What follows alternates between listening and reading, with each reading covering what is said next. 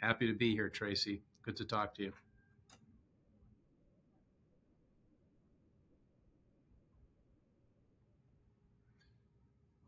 Well, I've been involved in healthcare for 40 plus years, and 20 of those years I ran health plans. So I was part of the HMO movement in the 80s, and I'm a big believer in value-based care. I'm a big believer that fee for service is a fundamentally perverse incentive that doesn't serve anybody well. So 10 years ago, after I finished selling Medco to Express Scripts, I was trying to decide what the next important thing is I wanted to do. And I just came to the conclusion that value-based care is here to stay. Value-based care has enormous potential, and it can only be realized if technology supports the play. And most technologies were point solutions. And I wanted to build an end-to-end capability that was far more efficient, far more HIPAA reliable, um, and less expensive because you need multiple capabilities if you want to be good at value-based care. And an end-to-end solution did not exist. So in 2014, I set out to do exactly that, build that platform, and the rest is history. Yeah.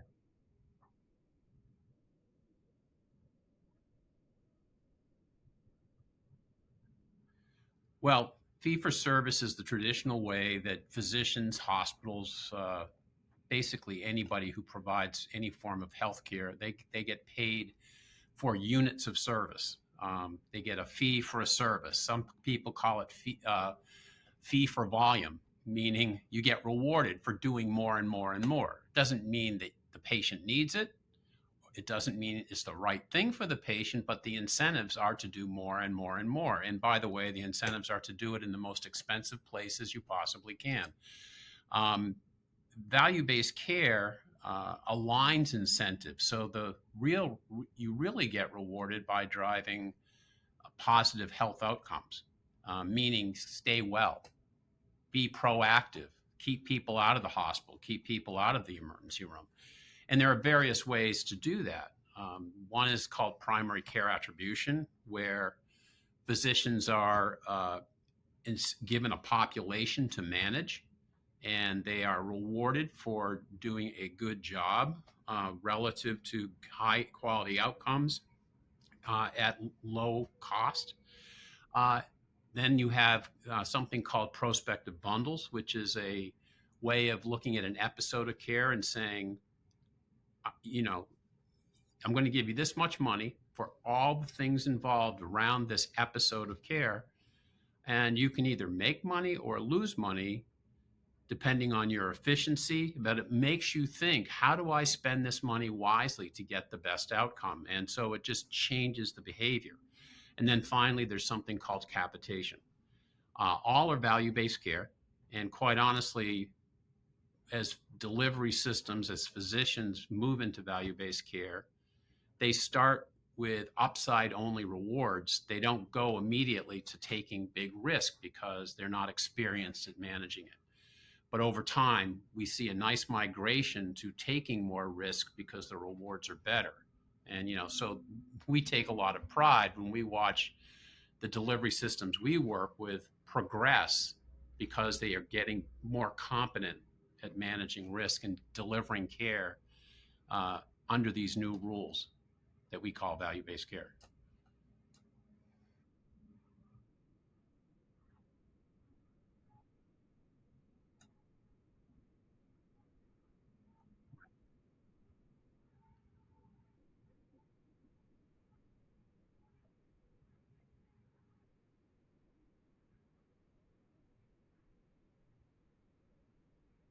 Um,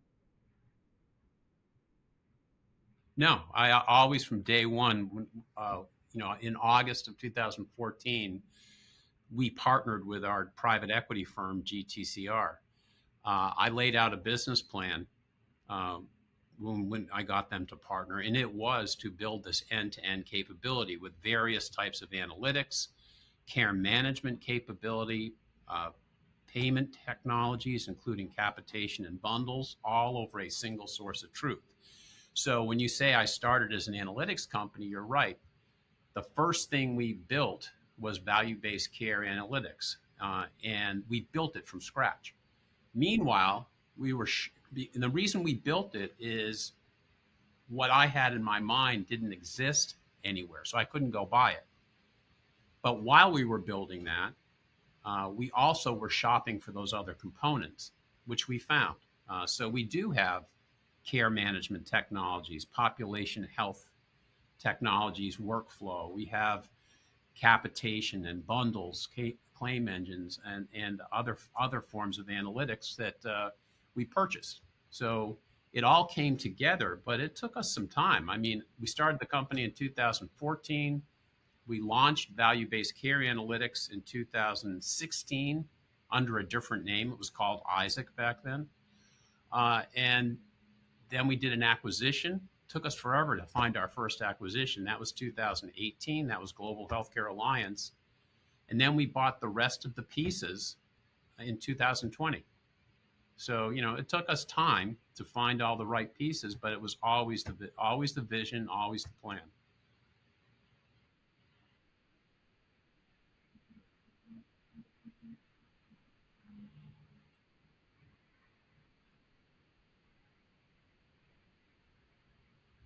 Well, lots has changed. What's really good is I like to say that we skated to where we knew the puck was going, meaning um, value based care has really started to accelerate in adoption over the last 5 years.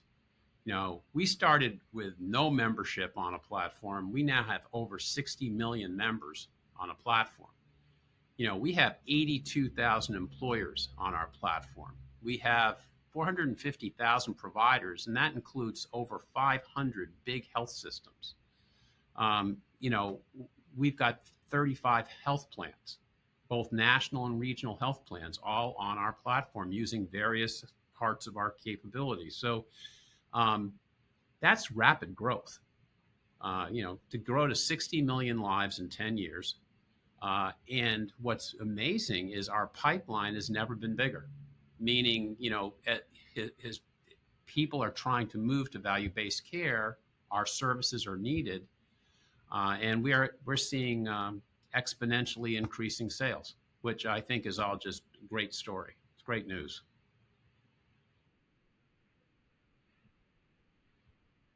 Yeah. Yeah.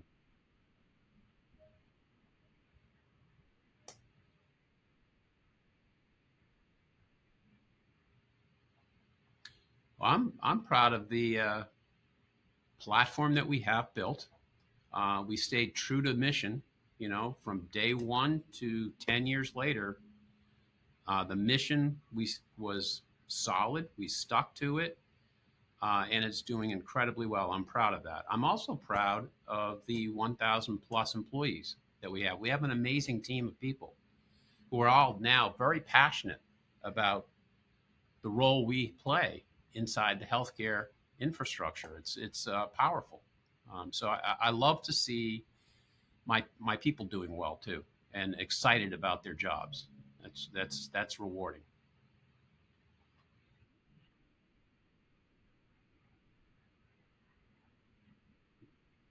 Yeah, yeah.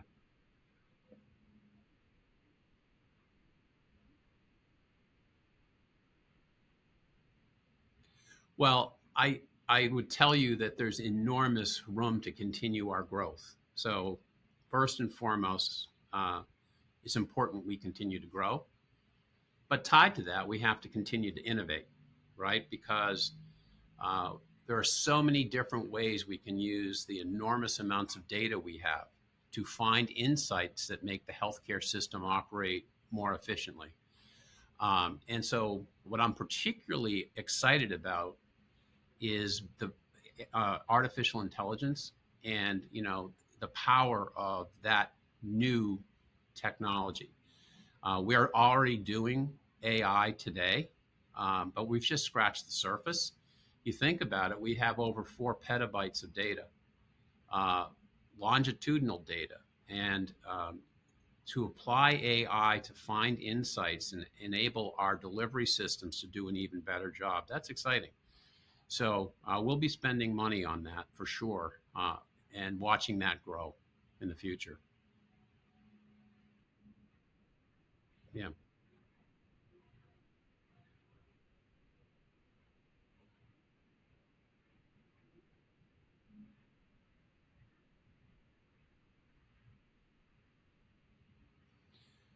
Uh, you know, I guess that I want them to realize that, you know, it's fun to work when there's a noble cause attached to what you're doing. You know, it's one thing to make money and feed your family. That's fantastic. But it's also extra special, I think, to be doing something that's so fundamentally important. It is a noble cause. And I hope they all see it and feel it because, you know, ultimately, they're going to be the ones running the company, not me.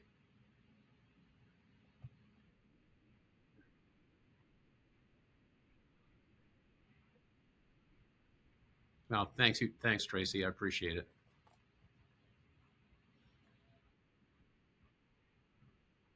Okay.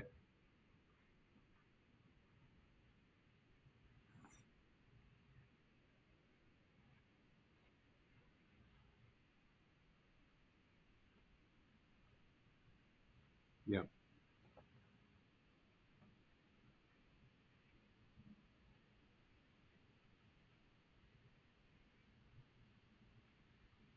What did they change it to? Do you know?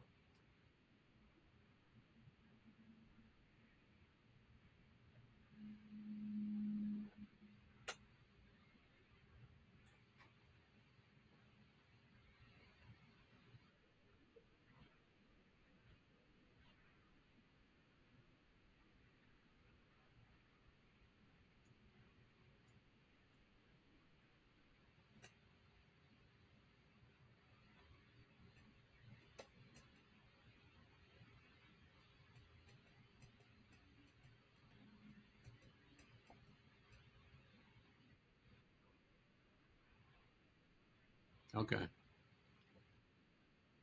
All right. No worries. No worries.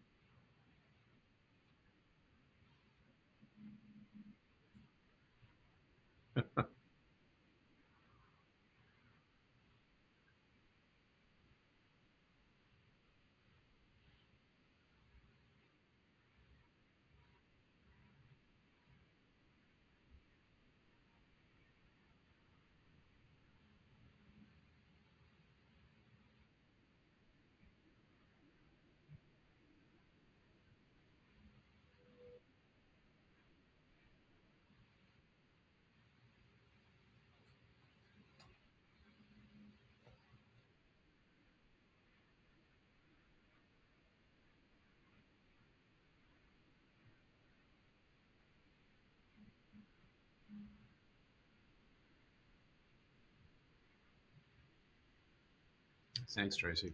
Glad to be here.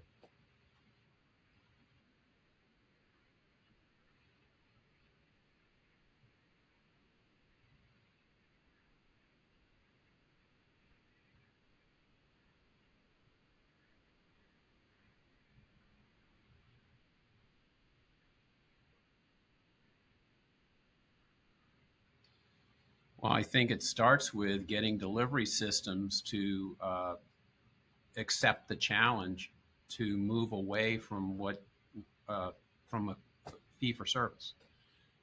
You know, it's widely recognized that fee for service is a perverse incentive that really doesn't serve patients well, and it doesn't serve the economy well.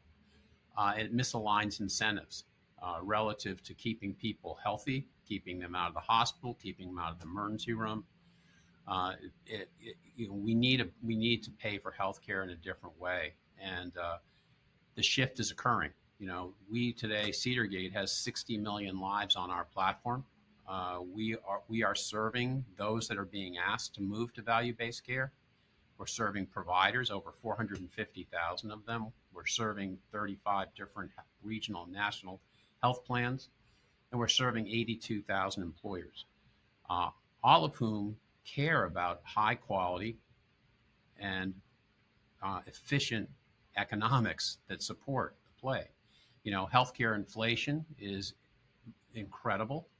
So the urgency is growing for people to move away from fee for service to value based care. And all the signs are we're going to continue this journey till we fully converted, and that's exciting. Now, the one thing that would help that is a problem today is moving to value based care isn't mandatory; it's voluntary. And I think that mandatory movement ultimately is going to happen. I really do.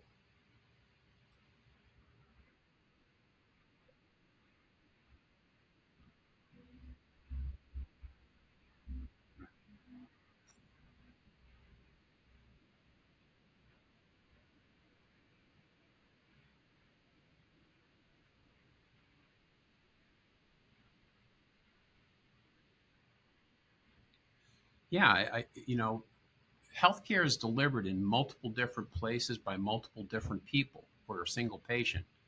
If you don't have the data so you can put the story together, you really don't know what's going on with your patient. You don't have the insights you need to drive better outcomes at lower cost. I liken it to asking a pilot to fly an airplane with a blindfold on. Without data, without information, you will not be successful managing risk based reimbursement. You'll crash. So um, data empowers success in value based care, and that's what we're committed to.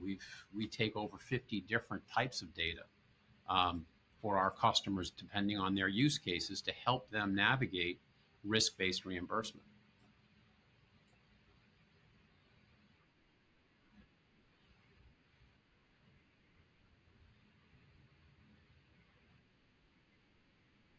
Okay.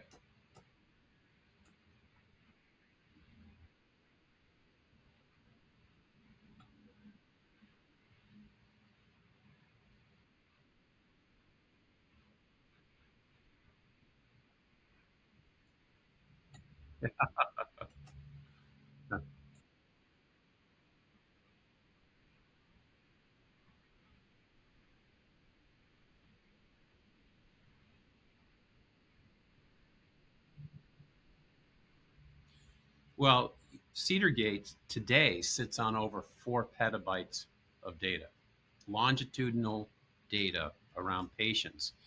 And what's really powerful about AI is AI can take massive amounts of data and recognize patterns that you cannot see uh, normally. You just can't see it. You can't find the patterns. These are very large, complex patterns. And so I just envision driving significantly more insights as we build out more AI. So hang on a minute. My phone was okay. Let's okay. Um, anyway, I think artificial intelligence is in its infancy today, but it can be used for enormous good. I know people worry about artificial intelligence being used for bad things. And I think it's incumbent upon all of us to make sure that doesn't happen. But the upside opportunities to do a better job delivering healthcare are enormous, and we're excited about that.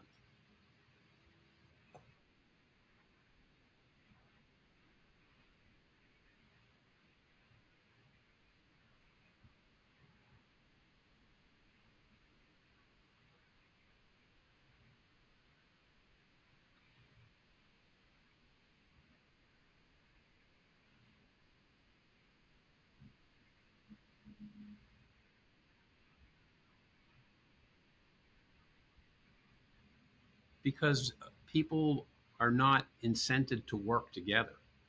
So for example, we administer billions of dollars worth of prospective bundles. These are episodes of care that include the hospital, they include the surgeon, they include the anesthesiologist, they include the pathologist, and the other consultants around the case. They all work together inside this fixed price episode of care.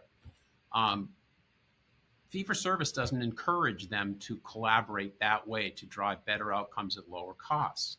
But so there's no need for the data.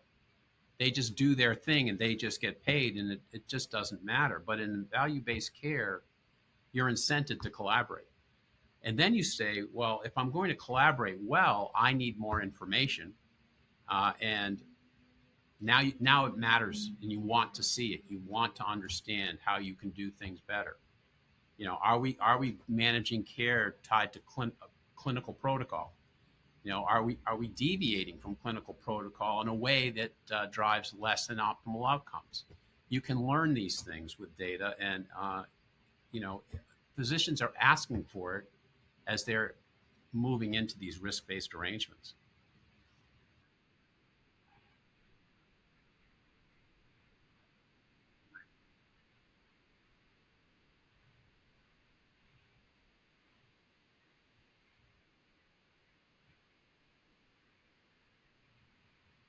Well, what we find is a lot of providers are starting with upside only value-based care models. So there's no downside risk, but they're learning. It's basically value-based care with training reels. You get an upside reward if you do well, but you don't get penalized on the downside. As they learn to and they realize they can influence outcomes, they can do it well, and as they learn the business, they're attracted to downside risk because the rewards are better. So we call this value-based care evolution a journey. You start with upside only models and you move to downside risk as you become more confident. So we're seeing this movement today where people started, they were absolute neophytes in value-based care, and now they've moved on to bundles, they've moved on to capitation, and they're excelling because they have the information, they act upon the information, they're driving better outcomes for their patients at lower cost, and that's fun to watch, that evolution. You don't start in global capitation. You just don't start there. It's too much risk, and you just don't. You need to learn how to manage the business before you go that way.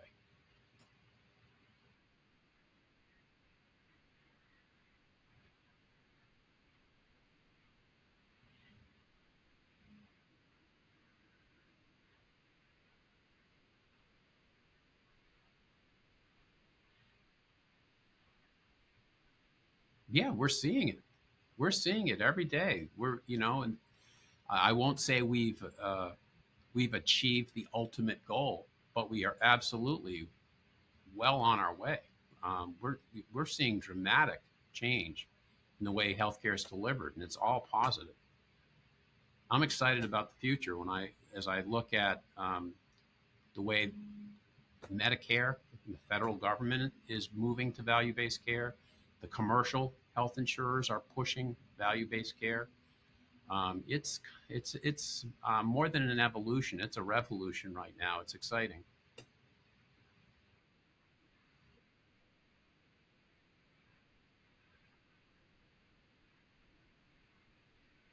Thank you, Tracy. I'm very excited about it too.